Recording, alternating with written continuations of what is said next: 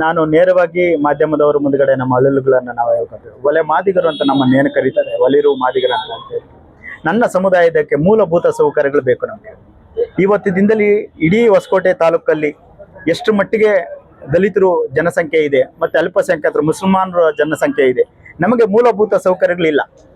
ನಾವು ಹೋರಾಟ ಮುಖಾಂತರನೇ ನಾವು ಹೋರಾಟ ಮಾಡಿ ನಾವು ಇವತ್ತು ನಮ್ಗೆ ಸೇರ್ಬೇಕಾಗಿರುವಂತಹ ಅನುದಾನಗಳನ್ನ ನಾವು ಪಡೆಯೋಕ್ಕೆ ಹೋಗ್ತಾ ಇದ್ದೀವಿ.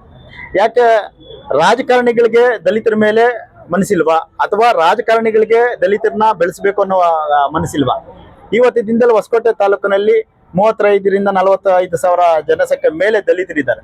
ಹೀಗಿರ್ಬೇಕಾದ್ರೂ ಕೂಡ ನಾವು ಬೇರೆ ಏನು ಕೇಳ್ತಾ ಇಲ್ಲ.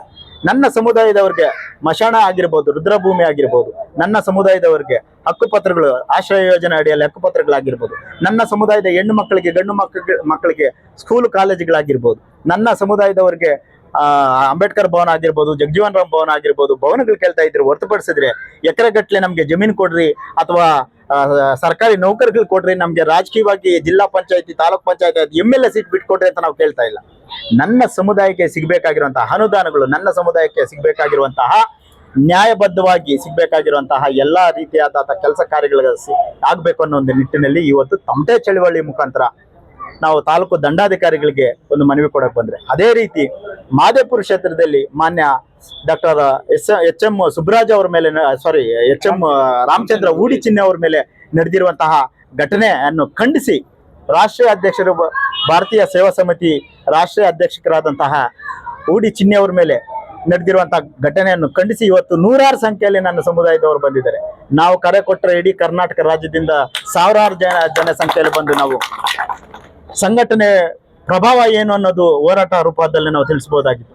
ನಾವು ಮಾಧ್ಯಮ ಮೂಲಕ ಕೇಳ್ಕೊಳ್ಳೋದು ಏನಪ್ಪಾ ಅಂತಂತಂದ್ರೆ, ಒಬ್ಬ ನಾಯಕ ಹೋರಾಟ ಮಾಡಕ್ ಬರ್ತಾ ಇದ್ದಾನೆ ಅಂತಂದ್ರೆ ಅವನು ಮಾಡ್ತಾ ಇರೋದು ತಪ್ಪು ಅಂತಂತಂದ್ರೆ ಕೂಡಲೇ ಸಂಬಂಧಪಟ್ಟಂತಹ ಅಧಿಕಾರಿಗಳಿಗೆ ನೀವು ಕಂಪ್ಲೇಂಟ್ ಕೊಡಬೇಕು, ಪೊಲೀಸ್ ಸ್ಟೇಷನ್ ಕಂಪ್ಲೇಂಟ್ ಕೊಡಬೇಕು, ಅಥವಾ BBMP ಅವರಿಗೆ ಕಂಪ್ಲೇಂಟ್ ಕೊಡಬೇಕು, ಅಥವಾ ಸಂಬಂಧಪಟ್ಟಂತಹ ಅಧಿಕಾರಿಗಳಿಗೆ ನೀವು ಕಂಪ್ಲೇಂಟ್ ಕೊಟ್ಟು ಅವ್ರನ್ನ ಅಲ್ಲೇ ಬಂಧಿಸುವಂತ ಕೆಲಸ ಮಾಡಬೇಕು.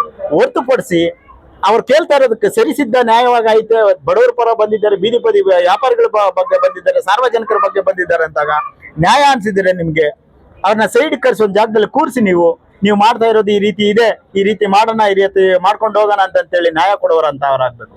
ನೀವು ರಾಜಕೀಯ ಪ್ರಬಲಿಗರಾಗಿ ನಾವು ಬಲಾಢ್ಯರು, ನಾವು ಸವರ್ಣೀಯರು ಅಂತಂತೇಳಿ ಏಕಾಏಕಿ ಅವ್ರ ಮುಂದ್ಗಡೆ ಪ್ರತಿಭಟನಾಕಾರನ ಎಲ್ಲರನ್ನ ಸಮಾಧಾನ ಮಾಡ್ತಾ ಇದ್ರೆ, ನೀವು ಹಿಂದ್ಗಡೆಯಿಂದ ಬಂದು ಏಕಾಏಕಿ ಅವ್ರ ಮೂತಿಗೆ ಹೊಡೆದು ರಕ್ತ ಬರುವಂತ ಗಾಯ ಅವ್ರನ್ನ ಮಾಡಿಸಿ ಅವರು ಹೃದಯಾಘಾತಕ್ಕೂ ಕೂಡ ಒಳಗಾಗಬೇಕಾಗಿತ್ತು. ಅಂತ ಒಂದು ಪರಿಸ್ಥಿತಿಯನ್ನು ತಂದಿಕ್ಕಿದ್ದಂತಹ ನೀವುಗಳು ಎಷ್ಟು ಮಟ್ಟಿಗೆ ಸರಿ? ನಾವು ಮಾಧ್ಯಮರ ಮುಖಾಂತರ ನಾವು ಬೇರೆ ರೀತಿ ನಾವು ಮಾತಾಡಬಾರ್ದು. ಯಾರೇ ಇವತ್ತು ದಿನದಲ್ಲಿ ನರಸತ್ತ ನಾಮರ್ದ ತರ ಕೈಲಾಗಿರೋಂತರ ಯಾವನೂ ಇರೋದಿಲ್ಲ. ನಾವು ಬಾಬಾ ಸಾಹೇಬ್ ಅಂಬೇಡ್ಕರ್ ಅವರ ತತ್ವ ಸಿದ್ಧಾಂತದಲ್ಲಿ ಹೋರಾಟಗಳು ಮಾಡ್ತಾ ಇದ್ರು. ಹೊರತುಪಡಿಸಿದ್ರೆ ಯಾವನಿಗೇನು ನಾವು ಕಡಿಮೆ ಇಲ್ಲ. ನಾವು ಕಾನೂನು ಕೈಗೆ ತಗೋಬೇಕಂತಿದ್ರೆ ಅಲ್ಲಿ ಸಾವಿರಾರು ಜನ ಸಂಖ್ಯೆ ಇದ್ರು, ಸಾವಿರಾರು ಜನರು ಪ್ರತಿಯೊಬ್ರು ಒಂದೊಂದು ಡೇಟ್ ಹಾಕಿದ್ರೆ ಅಲ್ಲಿ 10 ಜನ ಇದ್ದಿದ್ದು ಅವ್ರ ಮೇಲೆ ಹಲ್ಲೆ ಮಾಡಕ್ ಬಂದಂತವ್ರು. 10 ಜನರಿಗೆ ಪ್ರತಿಯೊಬ್ರು ಸಾವಿರಾರು ಜನರು ಅಲ್ಲಿ ಒಂದೊಂದು ಡೇಟ್ ಹಾಕಿದ್ರೆ ಸಾವೇ ಆಗ್ತಾ ಇತ್ತು. ಅಲ್ಲಿ ಎಷ್ಟು ಮಟ್ಟಿಗೆ ಆಗ್ತಾ ಇತ್ತು. ನಾವು ಆ ರೀತಿ ಕಾನೂನು ಕೈಗೆ ತಗೊಳಕ್ ಹೋಗಿಲ್ಲ. ಅವ್ರನ್ನ ಸಮಾಧಾನ ಮಾಡಿಸಿ ಕಂಪ್ಲೇಂಟ್ ಕೊಟ್ಟೋಗಿ ಹಾಸ್ಪಿಟಲ್ ಅಡ್ಮಿಟ್ ಆದ್ರೆ ಅವ್ರ ಮೇಲೇನೆ ಕೇಸ್ ಮಾಡೋಣ ಅಂತ ಆ ವಿಚಾರ ಇವತ್ತು ನಡೆದಿರೋದ್ರಿಂದ ತೀವ್ರವಾಗಿ ಖಂಡನೆ ಮಾಡಿ ಇವತ್ತು ಮಾನ್ಯ ತಾಲೂಕು ದಂಡಾಧಿಕಾರಿಗಳಿಗೆ ಜಾಂಬವ ಯುವ ಸೇನಾ ಸಂಘಟನೆ ವತಿಯಿಂದ ಮನವಿಯನ್ನು ಕೊಟ್ಟಿದ್ದೇವೆ. ದಯಮಾಡಿ ಮಾಧ್ಯಮದವರು ಇದಕ್ಕೆ ಸಪೋರ್ಟ್ ಮಾಡಬೇಕು. ಊಡಿ ರಾಮಚಂದ್ರ ಅವರ ಮೇಲೆ ಆಗಿರುವಂತಹ ಹಲ್ಲೆಯನ್ನ ಮಾನ್ಯ ಗೃಹ ಸಚಿವರಿಗೆ ನಾವು ಏನು ಮನವಿ ಕೊಟ್ಟಿದ್ದೇವೆ.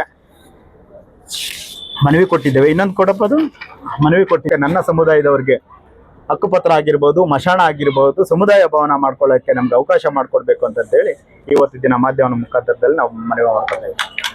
ನಮಗೆ ಈ ನ್ಯಾಯ ಮೈಲಾಪುರ ಗ್ರಾಮಕ್ಕೆ ಹಾಗೂ ಸಂತೆಗೇಟಿಂದ ಅಲ್ಲಿ ಶೌಚಾಲಯ ಹಾಗೂ ಮಾಲೂರು ರೂಟ್ ರಸ್ತೆ ಏನಾದ್ರೂ 15 ದಿನದೊಳಗಡೆ ಕಾರ್ಯಸಿದ್ಧಿ ಮಾಡಿಲ್ಲ ಅಂತಂತಂದ್ರೆ ಉಪವಾಸ ಸತ್ಯಾಗ್ರಹ, ಉಗ್ರವಾದ ಪ್ರತಿಭಟನೆ ಇದೇ ತಾಲೂಕು ದಂಡಾಧಿಕಾರಿಗಳ ಮುಂದ್ಗಡೆ ನಾವು ಮಾಡ್ತೀವಿ ಅಂತಂತ ಹೇಳ್ತಾ ಮಾಧ್ಯಮದ ಮುಖಾಂತರ ತಾಲೂಕು ದಂಡಾಧಿಕಾರಿಗಳಿಗೆ ಮತ್ತೆ ಏನು ಮುನ್ಸಿಪಲ್ ಕಮಿಷನರ್ ಅವ್ರಿಗೂ ಕೂಡ ಪ್ರಕಾಶ್ ಅವರು ಏನಿದ್ದಾರೆ ಅವ್ರಿಗೂ ಕೂಡ ಈ ಮಾಧ್ಯಮ ಮುಖಾಂತರ ನಾವು ತಿಳಿಸ್ತಾ ಇದ್ದೇವೆ. ಪೂಜನಗರ ಗ್ರಾಮಕ್ಕೆ ನಾವು ಪ್ರತಿಭಟನೆ ಮಾಡಿದ್ವಿ. ಪೂಜನಗರ ಗ್ರಾಮದಲ್ಲಿ ಸರ್ವೆ ಮಾಡಬೇಕು ಅಂತಂತಂದ್ರು, ಸರ್ವೆ ಮಾಡಿದ್ದಾರೆ, ಇನ್ನ ಅದು ಪಾಣಿಯನ್ನು ಇನ್ನ ಕೊಟ್ಟಿಲ್ಲ.